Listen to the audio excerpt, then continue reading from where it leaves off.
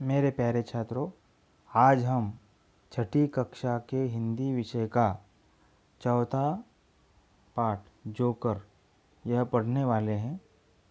मेरे प्यारे छात्रों, आपने अगर सर्कस देखी होगी तो उसमें जोकर अवश्य रहता है और वह जोकर अलग अलग कलाबाजियाँ दिखाकर हमें हंसाता है, हमारा मनोरंजन करता है और हमारी थकान, हमारा तनाव इसको दूर भगाता है और हमारा मनोरंजन होने के बाद हम उस जोकर की कलाबाजियों से खुश हो जाते हैं।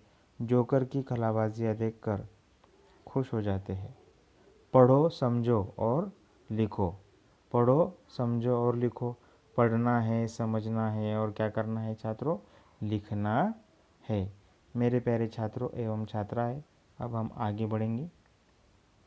प्रस्तुत पाठ में मुहावरों और कहावतों के द्वारा अपनी बात को कम से कम शब्दों में व्यक्त करने के लिए प्रेरित किया गया है। देखिए, यह पाठ में हमें कई नए मुहावरे, कुछ कहावतें सीखने को मिलने वाली है। मुहावरे और कहावतें, देखिए अब हम आगे बढ़ेंगे। अध्ययन कौशल, किन्हीं 5 मुहावरों या कहावतों के सांकेतिक चित्र बनाओ। जैसे घर की मुर्गी दाल बराबर, 9 2 11 होना। कितना बढ़िया दिया हुआ है यहाँ पर, है कि नहीं? एक और एक 11, यह भी एक कहावत है। एक और एक 11, एक व्यक्ति से ज़्यादा और एक व्यक्ति अगर उसमें जुड़ जाता है, मिल जाता है, तो उनकी ताकत दुगना नहीं होती, तो 11 गुना होने की संभावना होती है, ऐसे माना जाता है। इसलिए क्या, एक और एक 11, यह भी एक कहावत है मेरे प्यारे छात्रों। तो चलो अब हम आगे बढ़ते हैं। जोकर अपनी जान पर खेलकर कलाबाजियाँ दिखाता है। क्या करता है जोकर? अपनी जान पर खेलकर कलाबाजियाँ दिखाता है। जोकर दूसरों के मनोरंजन के लिए, दूसरों को एक सकारात्मक अचरज में डालने के लिए खुद की जान पर खेलता है और कलाबाजियाँ दिखाता है। जान पर खेलना, अपनी जान दांव पे लगाना, ऐसा उसका अर्थ होता है। अब हम आगे बढ़ेंगे। जोकर झूठ मूठ का ठहाका लगाकर लोगों को हंसाता है। झूठ मूठ का ठहाका लगाकर क्या करता है वह? लोगों को हंसाता है। ठहाका लगाना, जोर से हंसना। ठहाका लगाना, जोर से हंसना। उचित प्रतिसाद न मिलने पर जोकर मन महसूस कर रह गया। उसको उचित प्रतिसाद नहीं मिला। उसे लग रहा था कि मैं अब हंसा रहा हूँ तो हंसे, लोगों ने हंसना चाहिए, लेकिन तब हंसे नहीं। उसे लग रहा था कि लोगों ने तालियां बजानी चाहिए मेरे कलाबाजी के लिए, लेकिन जब लोगों ने ताली नहीं बजाई, लोग हंसे नहीं, तो वह मन महसूस कर रह गया। मन महसूस कर रह जाना, कुछ नहीं कर पाना। अब हम आगे जाएंगे। चौथा, खेल समाप्त होने पर कुछ बच्चों द्वारा जोकर को धन्यवाद कहने पर वह फुला नहीं समाया।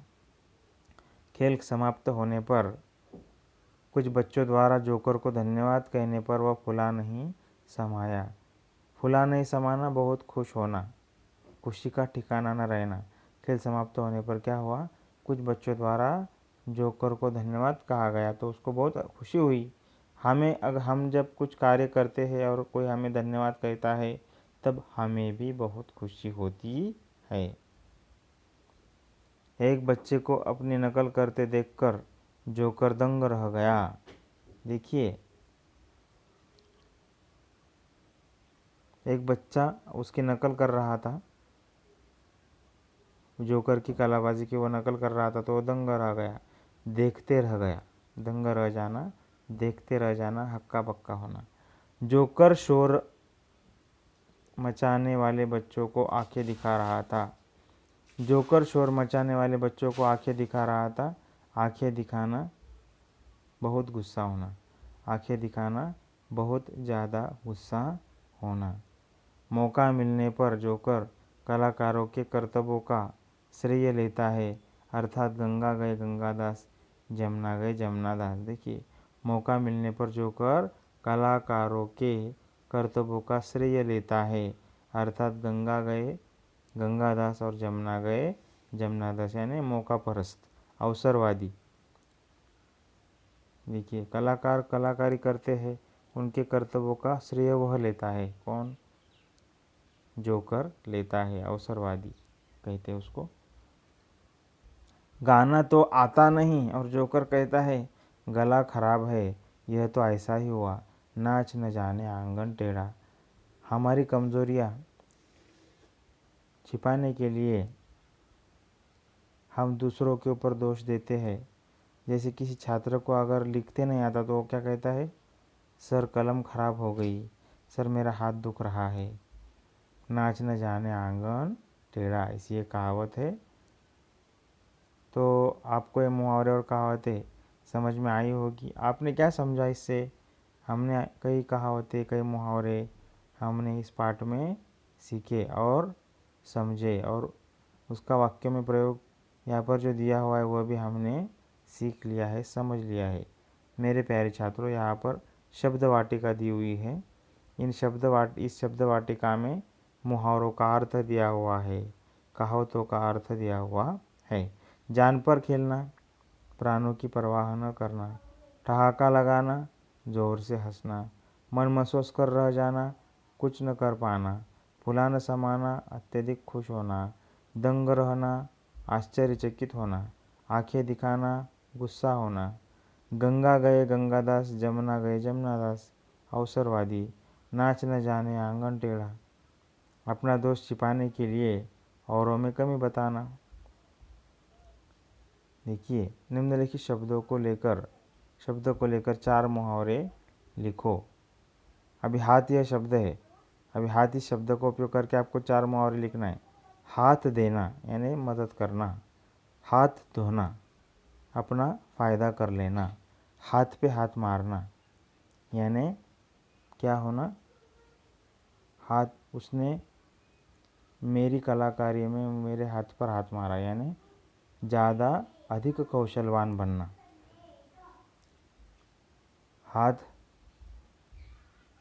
हाथ दिखाना यानी मैंने उससे यह अपेक्षा की लेकिन उसने मुझे हाथ दिखाया, मदद न करना। इस तरह से हमने 4 मुहावरे हाथ से संबंधित देखे। अब पछताए हो तो क्या, जब चिड़िया चुग गई खेत पर आधारित कोई कहानी सुनाओ। अब पछताए हो तो क्या, जब चिड़िया चुग गई खेत।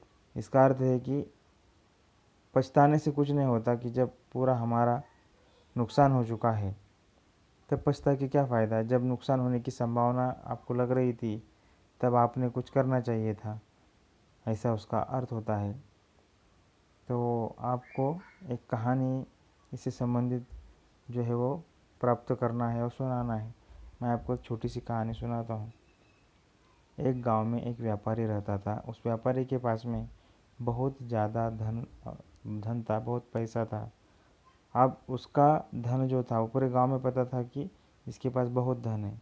कुछ वो उस व्यापारी के जो दोस्त थे, मित्र थे, उन्होंने उसे कहा था कि दोस्ती के खातिर, मित्रता के खातिर हम तुझे समझा रहे हैं कि तेरे पास बहुत धन है, दौलत है, तू धन दौलत बैंक में रख दे या फिर इसकी पूरी सुरक्षा का इंतज़ाम कर। तेरा घर भी जो है वो पुराने तरीके का बना हुआ है, उसे अच्छा बनाकर, अच्छी तरह से मजबूत घर बनाकर उस धन दौलत का तू क्या कर, उस धन दौलत की तू रक्षा कर। लेकिन उसने उनकी बातों की ओर ध्यान नहीं दिया। एक रात ऐसा हुआ कि चोर आए और पूरी धन दौलत व्यापारी की लूट कर ले गए। सवेरे होने के बाद में, सुबह होने के बाद में वो रोने लगा, गिड़गिड़ाने लगा, चिल्लाने लगा। तब उसके दोस्त आए और उसके दोस्तों ने पूछा कि क्या हुआ, क्यों रो रहा है, क्यों रो रहा है, क्यों चिल्ला रहा है। तब उसने कहा कि आपने सच कहा था, मैंने मेरी धन दौलत, मेरा पैसा पूरा, मेरे घर के पूरे जेवर तो बैंक में रखने चाहिए थे, या फिर मैंने घर मजबूत बनाकर उसमें उसकी सुरक्षा के इंतज़ाम करने चाहिए थे। ऐसा मैंने नहीं किया, आपके बातों की तरफ मैंने ध्यान नहीं दिया। उसके दोस्त ने कहा, अब पछताए होत क्या, जब चिड़िया चुग गई खेत। अब पछताने से कुछ भी फ़ायदा है क्या? नहीं। तो मेरे प्यारे छात्रों, अभी आप अच्छी तरह से पढ़ाई करो। पता है पाठशालाएं बंद है, कोरोना वायरस के महामारी की वजह से पढ़ाई में किसी तरह की रुकावट नहीं आपके आए, ऐसे मैं आपसे विनती कर रहा हूँ। आप पढ़ाई करते रहो। मैं आपको हर रोज़ वीडियो भेज रहा हूँ, तो वीडियो को पूरा देखो, अध्ययन करो, स्वयं अध्ययन करो। आपको कुछ अगर दिक्कत आती है तो मुझे आप कमेंट बॉक्स में लिख कर भेजो, लेकिन पढ़ाई में रुकावट मत आने दो। आप अच्छी तरह से पढ़ाई करो। ज़रा सोचो, बताओ, यदि साइकिल तुमसे बोलने लगी तो क्या होगा? साइकिल अगर बोलने लगी तो हम भी साइकिल से बोलेंगे। साइकिल क्या बोलेगी कि तुम मुझे बहुत अच्छे लगते हो, तुम मेरे तरफ ध्यान देते हो, मेरी मरम्मत करते हो, मुझे रोज़ चलाते हो, मुझे घुमाते हो, तुम्हारी वजह से मैं घूमती हूँ और मेरी वजह से तुम्हें घूमने को मिलता है, नए नए स्थान देखने को मिलते हैं। ऐसी कल्पना करके आपको भी कुछ ऐसा लिखना है।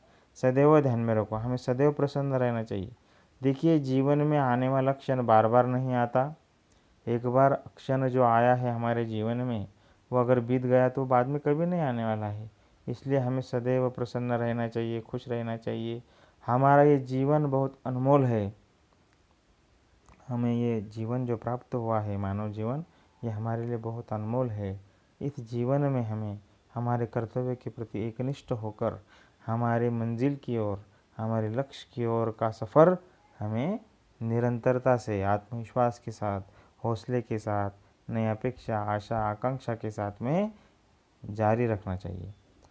विचार मंथन, गागर में सागर भरना।